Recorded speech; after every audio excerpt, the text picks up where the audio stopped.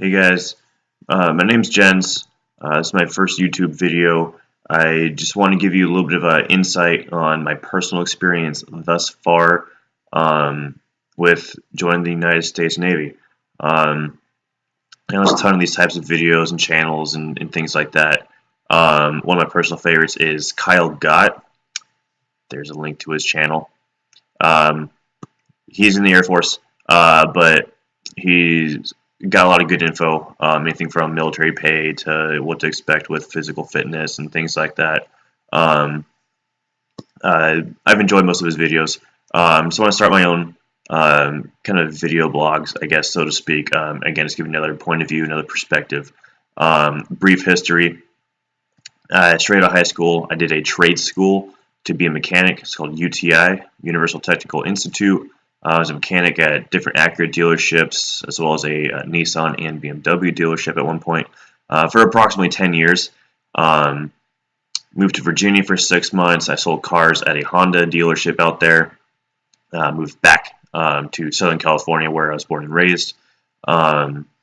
Just no longer wanted to be in the automotive field, so I decided I wanted to join the military. It's something I had kind of thought about doing every few years or so, and it's time. It's definitely a decision I'm very, very, very confident with. I'm looking to do it as a career move, not as a temporary job or to just to get the GI Bill out of it or something like that. My idea, my plan is to put in 20 years.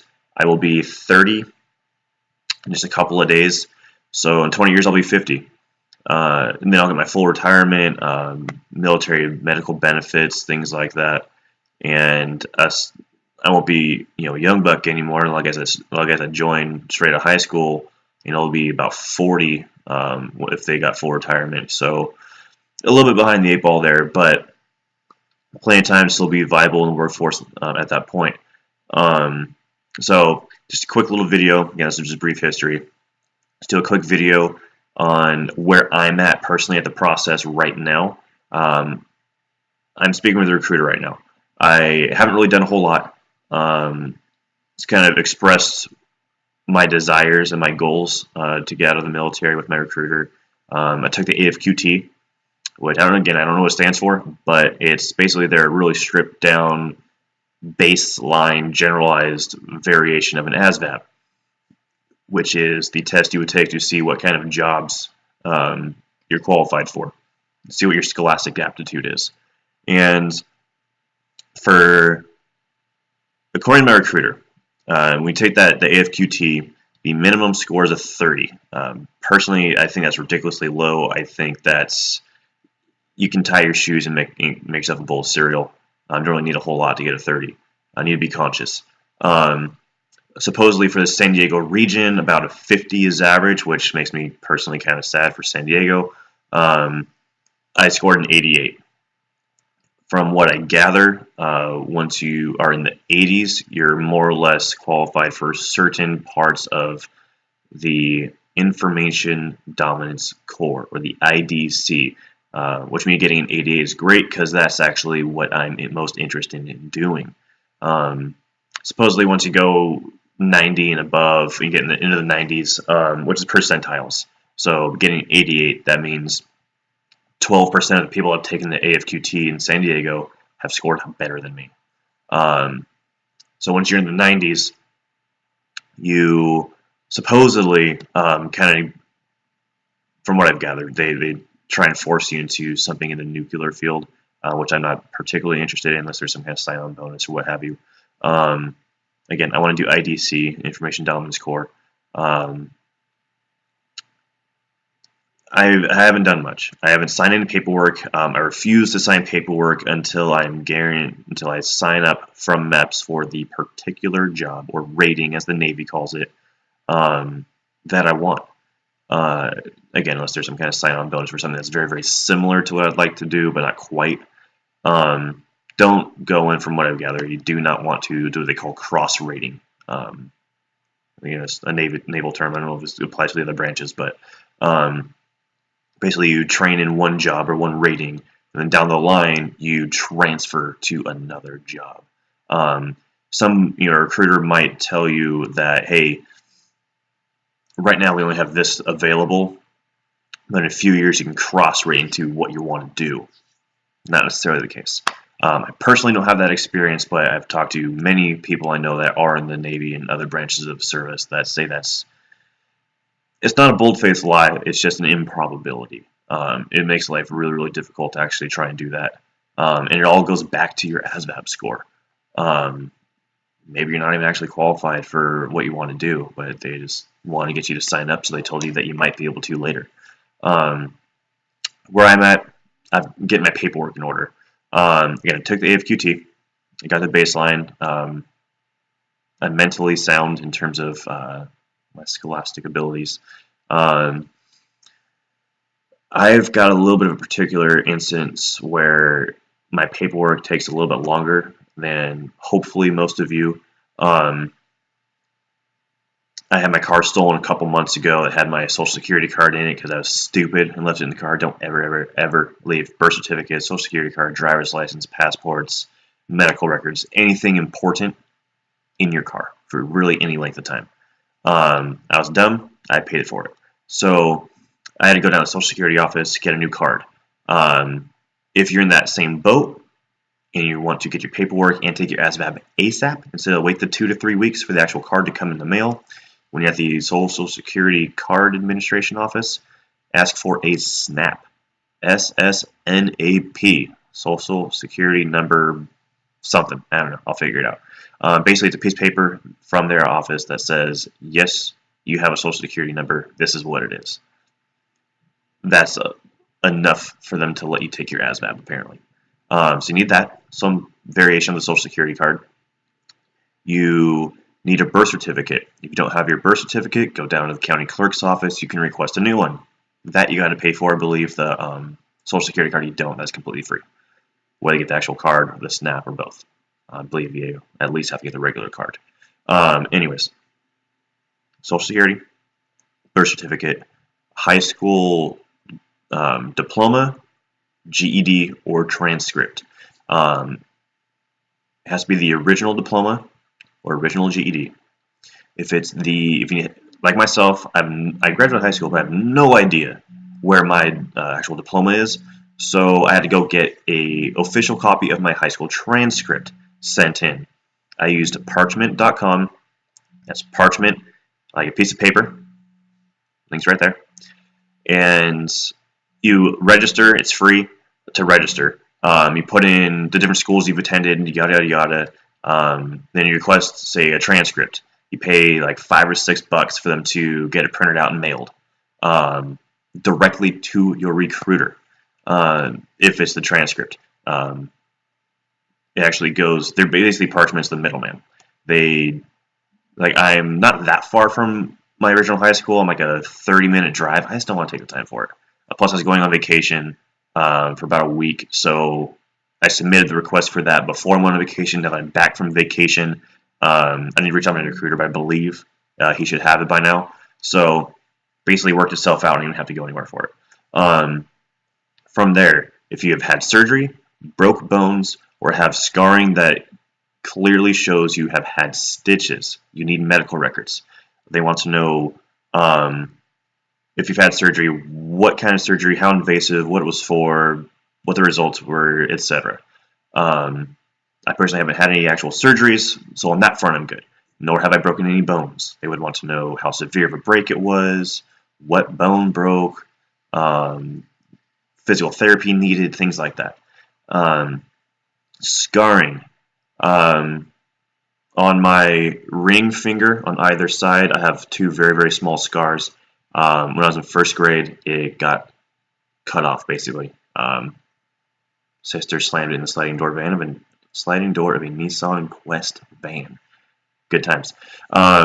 They said that's not big of a deal.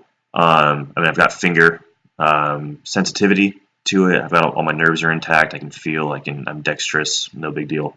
However, my knee and on my back, I have scars about that big, about 2.5 inches long, 1.5 inches or so tall, oval shapes. whatever, too much detail. So um, they clearly, you can clearly tell I've had stitches. My knee, I was in 5th grade, I got pushed down a flight of stairs, split my knee open, in and out of the emergency room. I didn't need surgery or anything like that, but yeah, I need the documentation stating so. On my back, I had a biopsy when I was in high school. Um, they thought I may have had skin cancer, so they again took a biopsy, a couple of moles. Nothing came of it, free and clear. But again, scarring that I had shows I clearly had stitches. So I need the paperwork. The last incident, which was my back, was going on 14 years ago. My doctor no longer has my medical records for that. I don't know why. I don't believe I had my medical records transferred to another physician, although I did see one like 10 years ago when I was in Orange County. So, I don't know. Recruiter, if you're in the same boat as I am with that, my recruiter stated that as long as I can get my physician or that medical group or whomever to essentially submit an affidavit saying they no longer have my medical records on file. However, it was, I did not have any surgeries or things like that. That's the last piece of paperwork I need at this time, which I believe I only need in order to go down for MEPS. I don't think I need that for the ASVAB. I'm going to double check and get back to you. So again, hopefully I have all this figured out ahead of time instead of myself. I'm working out as I go. Save yourself the trouble. Get your social security card, birth certificate, diploma, GED, or transcripts. If you have to get the transcript route, then you can wait till you speak with a recruiter so you find one you like. Speak with a friend or a relative that may have spoken with one in the last couple of years, and hopefully they're still in your area. As you can talk to a couple, maybe you get a bad vibe the first time you sit down and speak with them. So you can talk to a bunch of different ones. I mean, until you start submitting paperwork, they don't really narrow you down to one. I mean, you don't want it to go talk to 10 different recruiters. I mean, you guys know, have like a relationship back and forth one-to-one. But I've only been speaking with one out here in California, and so far so good. It's been pretty easy to get a hold of, which from what I gather, sometimes they don't answer the phone or call you back or text you back or what have you. Kind of hard to get a hold of, but he's been relatively available for that. Also, for those of you who either do or have had your ears stretched or gauged, finding your lobes, you will need to get those sewn together. That's the boat I'm in. About 4 hours ago today, actually, I went and got my ears fixed up. As you can see here, again, pretty fresh. My holes, originally had them stretched out somewhat big, not quite an inch, but a little bit, maybe 3/4 of an inch. But my ears lobes are apparently pretty elastic, so they cinched up. If you're in the San Diego area, reach out to Dr. Edelman. He is in the La Jolla, San Diego area. He charges $800, period. Basically $400 an ear. He'll get you on and off the table in about an hour or less. Mine only took about 30 minutes because of how basic it was, I guess. I didn't have the big looping monstrosities of a stretched ear problem. So they didn't have to like cut off pieces and reconstruct it and blah, blah, blah. Cut, stitch, done. A lot of places will charge you about $2,000 per ear. Don't do it. This guy's legit. He does rhinoplasties, breast augmentations, facelifts, tummy tucks, what have you. He's a real plastic surgeon. He's not just some quack or whomever that makes a few bucks. He does it as a service to those that need it. A lot of guys won't even do it. That's part of why they charge so much, because they kind of feel like they're above it or something. He said about 90% of his patients that have done this, they call it like the bilateral ear lobe gauge procedure or something like that, bilateral blah, blah, blah. Said about 90% of his patients that have done that are joining the military. And it's a rule that has changed a couple of years ago. I don't know exactly how long, but I've got buddies who have shipmates with holes way bigger than mine, and they're fine because it's all a matter of when you enlisted to what they hold you to in terms of like tattoos and piercings and things like that. I don't know if it's going to affect if they go to re-enlist, but at this point they're fine. I have not enlisted yet, so I have to follow the current codes. Got my ears fixed. Painless. Again, you're in and out. Recovery time's about a week. So today's Thursday. I've got an appointment next Friday. Go get the stitches taken out, and then I'm good. But once you have all the paperwork in terms of social security card, driver's license, birth certificate, high school diploma, transcript, what have you, that allows you to take your ASVAB. I haven't taken mine yet. I was on vacation for about a week again.